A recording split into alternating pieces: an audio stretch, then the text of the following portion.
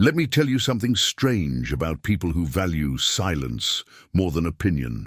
We live in a world that values the opposite, where every thought demands a voice, every moment a declaration.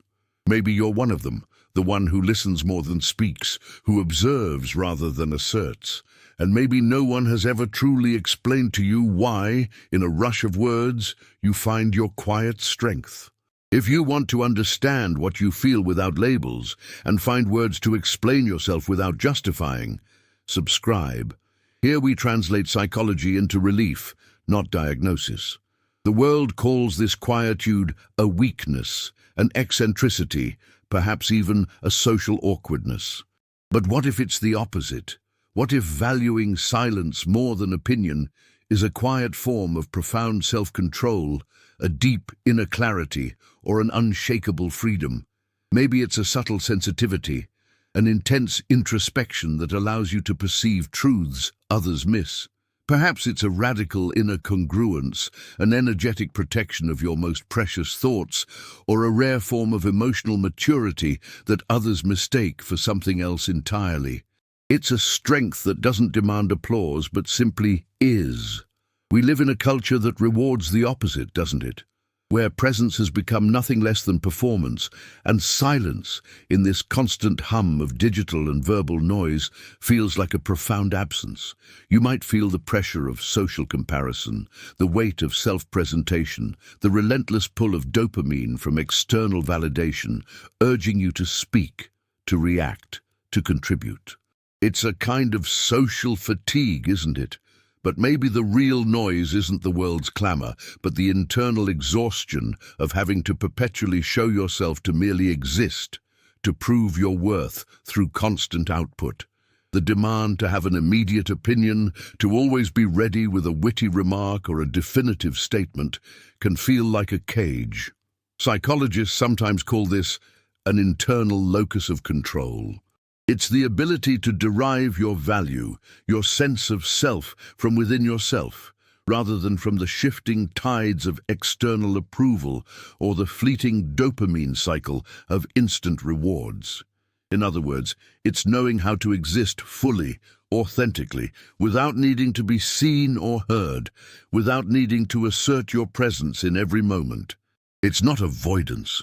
It's a form of emotional self-regulation, a deliberate choice of when to reveal your inner world, when to let your thoughts breathe in private. It's a deep congruence, an alignment of your inner and outer worlds, where your peace isn't dependent on anyone else's perception. It's psychological ownership over your own mind, protecting what's yours from the constant demands of others' eyes and ears. Of course, this quietude doesn't always come from a place of serene peace. Sometimes it's a quiet fear, a subtle apprehension of misinterpretation, a hesitation born from past misunderstandings.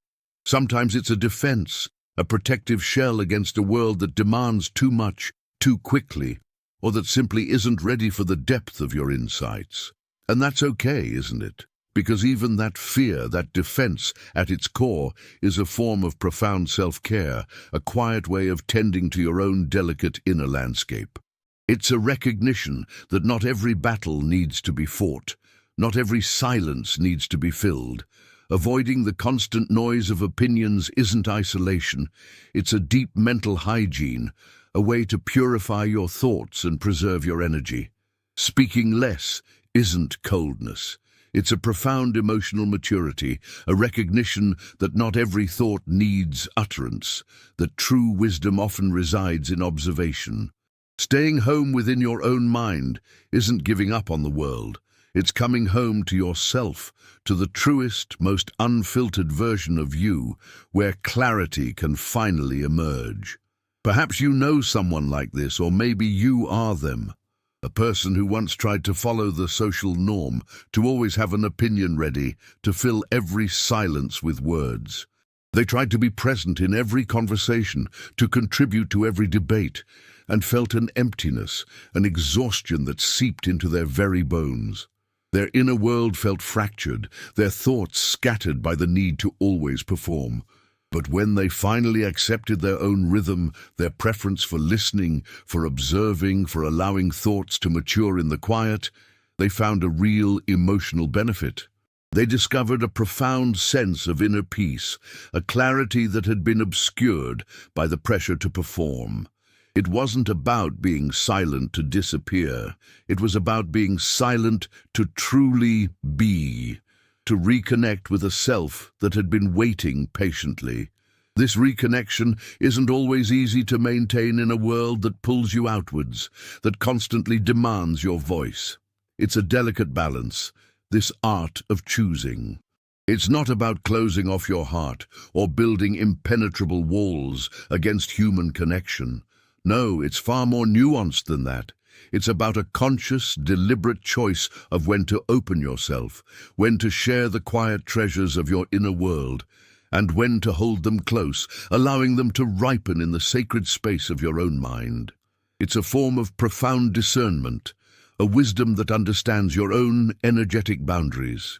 Perhaps you've struggled to articulate this to others, or even to yourself. Maybe you've felt the quiet guilt of declining an invitation, the unease of not joining a boisterous conversation, or the subtle shame of needing to retreat when others seem to thrive in constant company. But what if you could find the words, not of apology, but of self-awareness? You could say softly, truthfully, I genuinely enjoy being with people. I cherish connection. But for me to truly be present, to give you my best self, I need moments of silence before and after. It's how I gather myself, how I process, how I recharge the very wellspring from which my empathy and attention flow. This isn't detachment. It's an act of deep self-respect, and by extension, a form of respect for the quality of the connection you offer. It's an honest recognition of your own unique operating system, a quiet declaration of your authentic needs. This isn't about being antisocial, it's about being deeply pro-self. It's understanding that your capacity for meaningful connection is not limitless, that your inner reservoir of thought and emotion needs replenishment. Imagine your mind as a garden. You wouldn't constantly harvest without allowing time for growth, for the soil to rest, for the seeds to quietly germinate. Your thoughts, your insights, your deepest feelings, they too need this fallow period, this quiet tending, away from the constant sunlight of external scrutiny and expectation. To always be on, to always be ready with an opinion, is to risk depleting the very soil of your soul, leaving it barren and exhausted.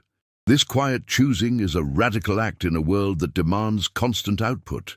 It's a rejection of the idea that your worth is measured by your visibility or your voice by its sheer volume. It's recognizing that true strength often lies not in what you project outwards, but in what you cultivate within.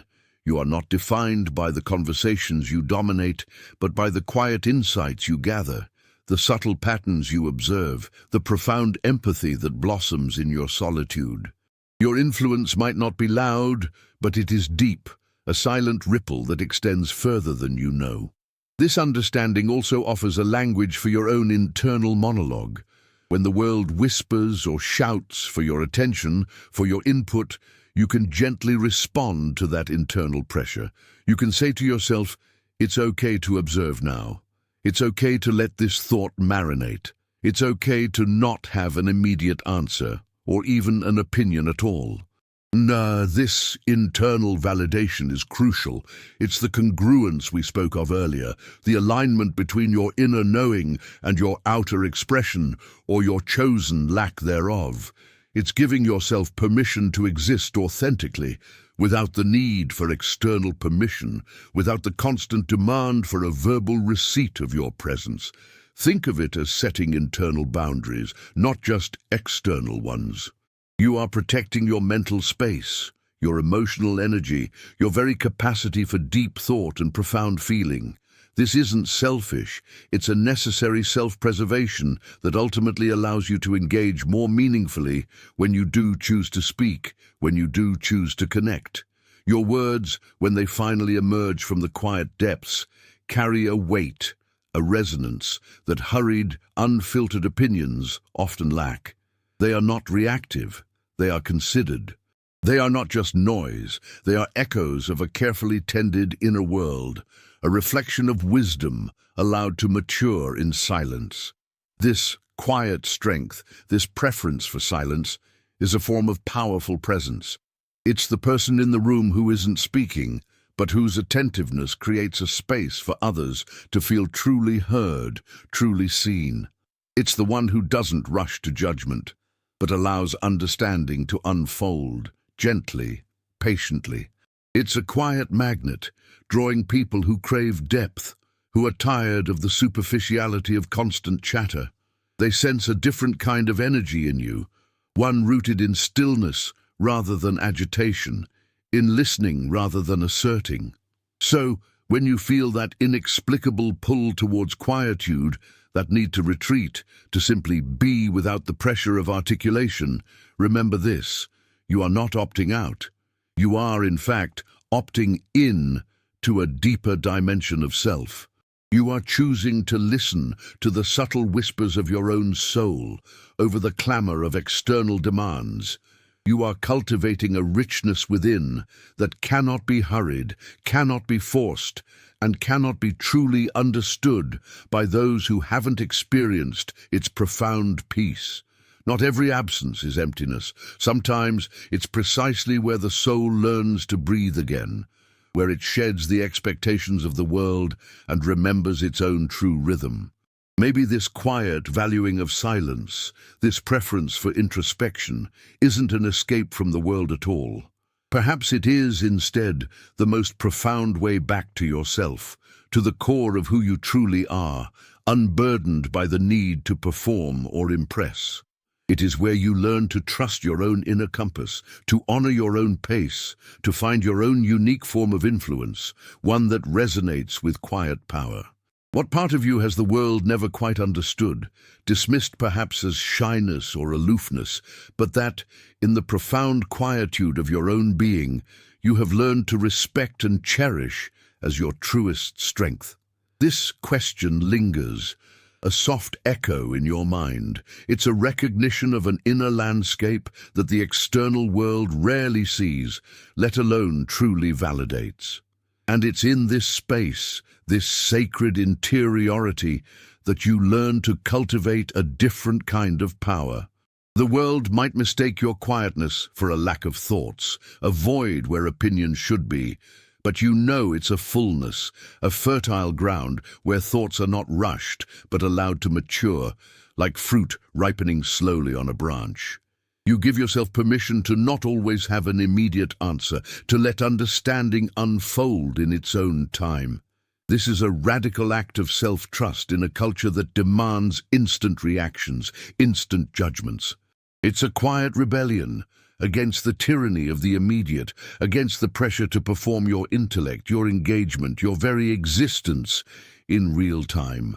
You allow yourself the grace of contemplation, the luxury of processing without feeling the need to broadcast the journey. This isn't merely about setting boundaries with others, though that is a natural, healthy consequence.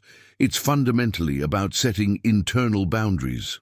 You are protecting your mental space from the constant influx of external noise, from the opinions that aren't truly yours, from the anxieties that don't serve your truth. It's a form of active discernment, a careful curation of what you allow to enter your inner sanctuary and what you gently, firmly turn away. This isn't selfish. It's a profound act of self-preservation, ensuring that when you do engage, when you do speak, your words are not hollow echoes, but resonant truths, born from a place of clarity and calm. You understand that your capacity for deep thought and genuine empathy is not an endless well, but a precious spring that needs guarding, needs replenishment. When your words finally emerge from this quiet tending, they carry a different weight, a distinct resonance. They are not reactive, not born of the need to fill a void or to assert dominance. Instead, they are considered, distilled, imbued with the wisdom that only silence can confer. They are not just noise, They are carefully chosen expressions, echoes of a meticulously tended inner world. Others might speak more, their words often scattering like leaves in the wind, lacking anchor. Your words, however few, tend to land with the quiet impact of a stone dropped into still water, creating ripples that spread far beyond their immediate point of contact. This isn't about grand pronouncements. It's about the quiet authority of authenticity, a truth that doesn't need to shout to be heard. This quiet strength, this preference for silence, it's not an absence. It's a profound, powerful presence. Have you noticed it in others, or felt it in yourself? The person in the room who isn't dominating the conversation, yet whose attentiveness creates a space where others feel truly heard, truly seen, truly understood. They don't rush to judgment. They allow understanding to unfold, gently, patiently. They are a quiet magnet, drawing people who crave depth, who are weary of the superficiality of constant chatter, the relentless pursuit of immediate opinion. They sense a different kind of energy in you, one rooted in stillness rather than agitation, in listening rather than asserting. It's a presence that doesn't demand attention, but quietly commands respect, because it signals a mind that is engaged, not just waiting for its turn to speak. So when you feel that inexplicable pull towards quietude, that need to retreat, to simply be without the pressure of articulation, remember this: you are not opting out of life or connection or contribution. You are, in fact, opting in to a deeper dimension of self. You are choosing to listen to the subtle whispers of your own soul over the clamor of external demands. You are cultivating a richness within that cannot be hurried, cannot be forced, and perhaps cannot be fully understood by those who haven't experienced its profound peace. It's a journey inward, a deliberate path to self-discovery that requires solitude and quietude, not as an escape, but as an essential tool for navigation. You are learning to trust your own inner compass, to honor your own pace, to find your own unique form of influence, one that resonates with quiet power, a power that doesn't need to shout to be heard. This path, while deeply rewarding, is not without its challenges. The world, after all, is still loud, still insistent, and navigating that external noise while preserving your internal quietude requires a subtle strength, a constant recommitment to your own truth. It asks you to redefine strength, not as brute force or vocal assertion, but as the quiet resilience of a spirit that knows its own value, independent of external validation. It's a dance between engagement and retreat, a delicate rhythm of presence and reflection that only you can truly master for yourself, a symphony of silence and chosen sound. This path, while deeply rewarding, is not without its challenges. The world, after all, is still loud, still insistent, and navigating that external noise while preserving your internal quietude requires a subtle strength, a constant recommitment to your own truth. It asks you to redefine strength, not as brute force or vocal assertion, but as the quiet resilience of a spirit that knows its own value, independent of external validation. It's a dance between engagement and retreat, a delicate rhythm of presence and reflection that only you can truly master for yourself, a symphony of silence and chosen sound. This mastery, this delicate balance, is not a static state. It's a living, breathing process, a continuous negotiation with the external world and your internal landscape. Sometimes you might find yourself leaning too far into the retreat, feeling a pang of disconnection, a subtle loneliness that reminds you of the human need for shared experience. And at other times, the world might pull you so forcefully into its current of noise and opinion that you feel your inner quietude threatened, your clarity clouded by the sheer volume of external demands. Learning to recognize these shifts, to gently correct your course, is part of the journey. It's about developing an internal compass, one that points not to external validation, but to your own authentic equilibrium, your unique, energetic flow. It's in these moments of conscious adjustment that you truly understand the discipline of quietude. It's not about avoiding the world, but about engaging with it on your own terms, with a wisdom born from introspection. You learn to discern the difference between necessary engagement and performative presence, between genuine connection and superficial interaction. This discernment becomes a superpower, allowing you to invest your precious energy in what truly matters, in relationships that honor your depth, in conversations that feed your soul rather than drain it. You become a curator of your own experiences, choosing quality over quantity, resonance over noise. This quiet strength also profoundly shapes your perception of time. In a world obsessed with speed, with instant gratification and immediate results, you cultivate a different pace. You understand that some truths, some insights, some feelings cannot be rushed. They need the slow alchemy of quiet contemplation, the patient unfolding that only silence can provide. You allow ideas to simmer, emotions to clarify, decisions to ripen, without the pressure of an artificial deadline imposed by external expectations. This isn't procrastination.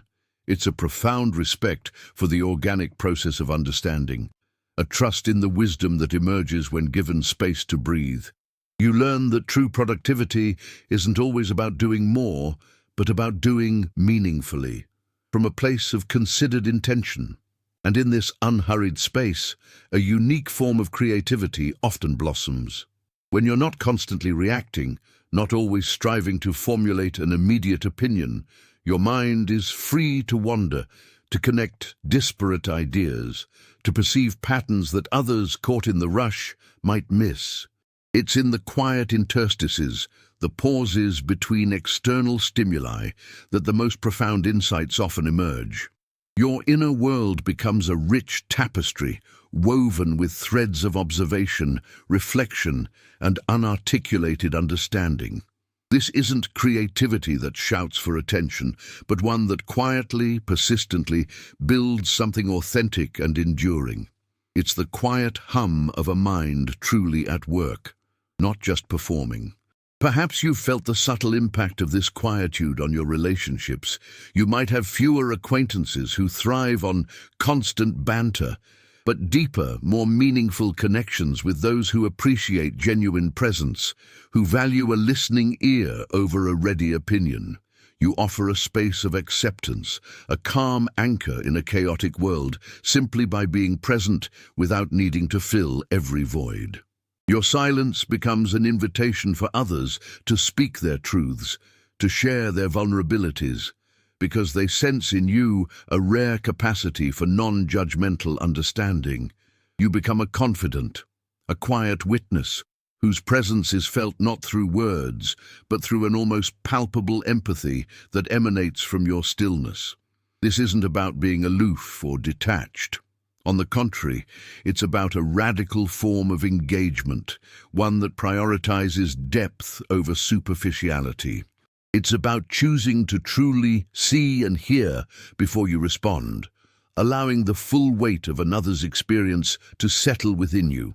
This takes courage, a willingness to be vulnerable to the emotions of others without feeling the immediate need to fix, to advise, or to deflect.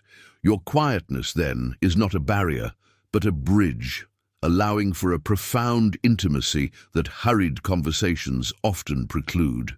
You learn that sometimes the most powerful thing you can offer someone is simply the gift of your undistracted, silent attention. It's a profound act of love, of human connection, that transcends the need for words. Your quietness, then, is not a barrier, but a bridge, allowing for a profound intimacy that hurried conversations often preclude. You learn that sometimes the most powerful thing you can offer someone is simply the gift of your undistracted, silent attention. It's a profound act of love, of human connection, that transcends the need for words. Not every absence is emptiness. Sometimes it's precisely where the soul learns to breathe again, where it sheds the expectations of the world and remembers its own true rhythm. Maybe this quiet valuing of silence, this preference for introspection, isn't an escape from the world at all. Perhaps it is, instead, the most profound way back to yourself, to the core of who you truly are, unburdened by the need to perform or impress. It is where you learn to trust your own inner compass, to honor your own pace, to find your own unique form of influence, one that resonates with quiet power. What part of you has the world never quite understood, dismissed perhaps as shyness or aloofness, but that, in the profound quietude of your own being, you have learned to respect and cherish as your truest strength? If this video gave you words to understand what you've always felt, subscribe. Here we speak about what the world never named, but you've always known.